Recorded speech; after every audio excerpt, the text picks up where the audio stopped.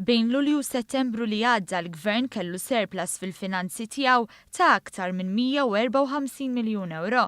ċifri tal-Uffiċċju Nazzjonali tal-Istatistika dwar il-bilanċ tal-Gvern estis juru li bejn Lulju u Settembru tal-2017 id-dħul tal-Gvern żdied b'aktar minn 190 miljun euro. Dan wassal biex is-surplus irreġistrat f'dan il-perjodu din is-sena jitla l-154 miljun euro minn 23 miljun euro fl-2016.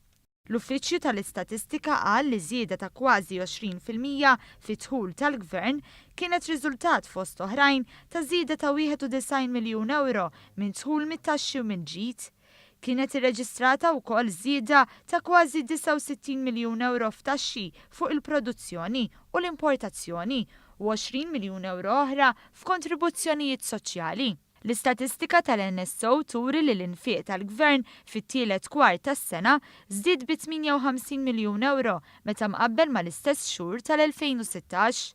L-Uffiċċju Nazzjonali tal-Istatistika irrapporta wkoll li sa Settembru id-dejn tal-Gvern żdied b'41 miljun euro.